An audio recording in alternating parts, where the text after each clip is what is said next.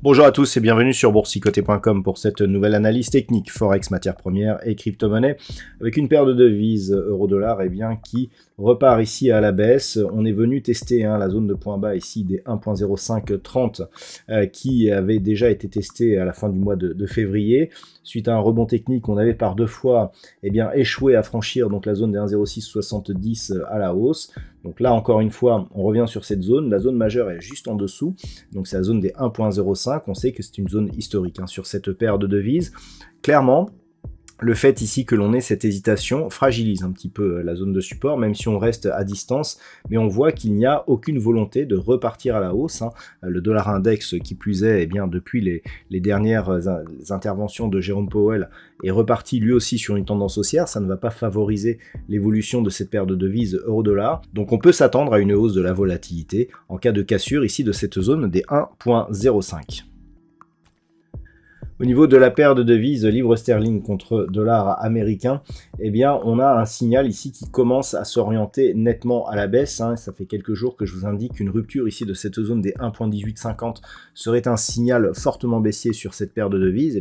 Ce signal, on vient de le vivre, puisque sur cette unité de temps daily, hier, on avait donc un test de la zone des 1.1850, et puis là, on est en train de l'enfoncer, et donc, clairement, on est en train ici d'observer un signal de retournement avec ici donc une phase de hausse, ici un point bas, on revient ici sur cette phase de hausse, et puis si on revient ici et que l'on casse, on peut brusquement accélérer pour revenir vers des niveaux de support nettement inférieurs.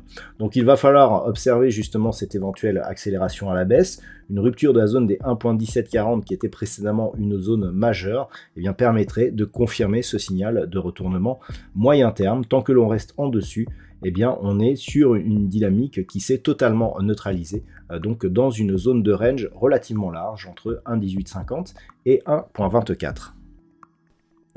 Au niveau de l'or, il y a eu beaucoup de volatilité hier, entre 1850 et 1807 $ l'once. Les cours sont revenus à proximité mais sans toucher cette zone et il semblerait que l'on se stabilise actuellement. Donc d'un point de vue un peu plus moyen terme, ce que l'on peut observer ici, c'est suite à cette dynamique baissière, une neutralisation dans un range ici entre 1807 et 1850. Globalement, tant que l'on est dans ce range, la priorité elle est bien sûr baissière en cas de rupture ici de la zone des 1807, auquel cas nous aurions un objectif ici sur cette zone proche des 1780,50 $ l'once, alors qu'une rupture ici des 1850 nous donnerait un signal de retournement majeur. Au niveau du WTI, toujours pas de tendance, on est toujours ici dans un range moyen terme entre grossièrement 73 et 82 $ le baril. On a certes un peu plus de volatilité depuis quelques temps, mais actuellement pas de tendance dominante, donc on reste ici d'un point de vue moyen terme dans une neutralisation qui est neutre, donc sur cette phase, suite à une dynamique baissière. Et puis enfin sur le Bitcoin, on a toujours très peu de volatilité depuis le début de cette semaine par rapport justement au contact sur la zone des 25 200. On peut voir que depuis que les cours sont redescendus, il n'y a pas de volonté à revenir sur cette zone. Donc d'un point de vue global, on est toujours là aussi dans une dynamique de neutralisation entre grossièrement 15 800 et 25 200 $ pour un Bitcoin, avec comme zone médiane la zone des 20 000 $ pour un Bitcoin. Voilà donc ce que l'on peut dire sur cette analyse technique de ces points. Voilà donc ce que l'on peut dire sur l'analyse technique de ces principaux actifs de marché. Je vous souhaite de passer une très bonne soirée. On se retrouve dès demain pour d'autres analyses techniques, toujours sur le site boursicoté.com.